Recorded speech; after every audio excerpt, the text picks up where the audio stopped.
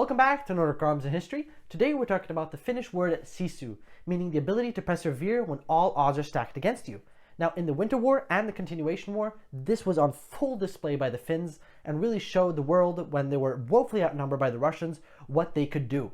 Now, we'll be taking some examples of, I'd say, people that have a lot of Sisu in them, and of course we'll be talking about the general history of the Continuation War and Winter War. Let's begin. The term Sisu has no direct translation in English, but embodies perseverance, tenacity, and almost stubborn refusal to give up. It's not a fleeting moment of bravery, it's an enduring state of mind, a philosophy deeply ingrained in Finnish culture. The true test of Sisu comes when all odds are stacked against you, yet you keep fighting. Throughout history, the Finnish people have faced harsh winters, foreign invasions, and economic hardships.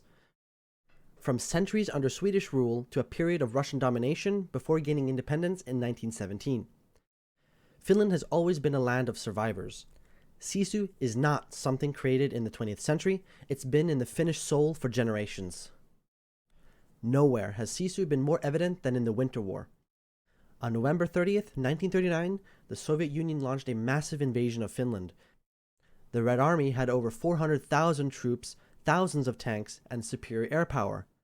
Finland, on the other hand, had just 250,000 soldiers, a few dozen outdated tanks, and limited aircraft. Yet, the Finns did not surrender. They used guerrilla tactics, ski troops, and the bitter winter to their advantage. Clad in white camouflage, they ambushed Soviet convoys, using the dense forests and deep snow as their battlefield. One of the most famous symbols of Sisu was the sniper Simo Häyhä, known as White Death. Armed with only a simple bolt-action rifle, he eliminated over 500 enemy soldiers in just 100 days, often in temperatures as low as minus 40 degrees Celsius. Despite being severely wounded, he survived the war and lived to the ripe old age of 96. Another demonstration of Sisu came from the small Finnish units who stopped massive Soviet armored columns only using Molotov cocktails, mines, and ingenuity. They would separate and isolate the Soviet tanks, striking with precision and vanishing into the snow-covered forests. These tactics led to legendary victories, such as the Battle of Suomussalmi, where vastly outnumbered Finnish forces destroyed entire Soviet divisions. Similar battles occurred across Finland, proving that tactics and courage could triumph over sheer numbers. Civilians also played a role in the war effort. Women took on roles as nurses, logistics personnel, and even as combatants in some cases. The Rotta Svärd organization, a voluntary women's paramilitary group, worked tirelessly to provide support, demonstrating that Sisu was not limited to the battlefield, but it was a national force. Ordinary citizens braved the brutal winters, often going without food or warmth, refusing to let hardship break their spirit. Despite immense Soviet losses, Finland was forced to sign the Moscow Peace Treaty in March of 1940, ceding 11% of its territory. But the message was clear. Finland would never fall without a fight, and the world took notice.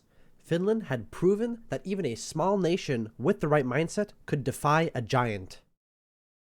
After the Winter War, Finland found itself aligned with Germany as a co-combatant against the Soviet Union in the Continuation War. The Finns recaptured lost territories and pushed deep into Soviet land. Once again, Sisu was on full display as Finnish soldiers endured brutal conditions, resource shortages, and heavy fighting. A prime example of Finnish Sisu during this period was Lauri Törni, an elite soldier who led daring raids against Soviet forces. His combat skills and fearless leadership earned him great respect among his men. After the war, he continued fighting, later joining the US Army as Larry Thorne and becoming a Green Beret, further proving his relentless warrior spirit. As the war dragged on, the tide turned against Germany, and Finland was forced to negotiate peace. In 1944, Finland agreed to switch sides, expelling German forces in the Lapland War while maintaining its independence. One of few small nations in World War II to do so. Another key figure representing Sisu was Marshal Carl Gustaf Emil Mannerheim. As Finland's military leader and later its president, Mannerheim played a crucial role in guiding Finland through both the Winter War and Continuation War. His strategic brilliance and ability to inspire the nation ensured Finland's survival in the face of impossible odds. He made tough but necessary decisions that ultimately preserved Finnish independence. During the Winter War, Mannerheim's leadership was crucial in maintaining the morale of Finnish troops. Despite facing an enemy with overwhelming numbers and firepower, his orders focused on agility, endurance, and innovative tactics. His understanding of Sisu is not just a military strategy, but deeply ingrained in part of his leadership. While Finland avoided occupation, the war left the country in ruins. The terms of the peace agreement required Finland to pay massive reparations to the Soviet Union. However, rather than crumbling under economic pressure, Finland embraced Sisu once more, turning adversity into opportunity. The country rapidly rebuilt its industries, producing ships, machinery, and goods to fulfill its reparations. By the 1950s, Finland had not only met its obligation, but also laid the foundation for an economic boom. The determination to survive and rebuild was another testament to the endurance of Sisu. The spirit of Sisu remains a core part of Finnish identity today. Whether in sports, business, or personal hardships, Sisu is invoked as a source of strength. The events of World War II cemented it as a national symbol, proving that even a small nation can stand tall when driven by an unyielding power. Finnish endurance athletes, extreme adventurers, and even political leaders continue to embody Sisu today. The context extends beyond Finland's borders, inspiring people worldwide to push beyond their limits. Many international publications and scholars have studied Sisu as a psychological trait that drives individuals to achieve what seems impossible. The Finnish success in maintaining independence after World War II allowed them to rebuild and thrive in the following decades. So, the next time you face a challenge that might seem insurmountable, remember the Finnish Sisu. It's the power to endure, to persist, and to overcome. It's the spirit that drove Finland to stand against impossible odds, to survive and to thrive. Sisu is not just a word, it's a lesson in resilience that can inspire us all. And if history has taught us anything, is that Sisu can change the course of a nation's fate. Alright everyone, I hope you enjoyed this video.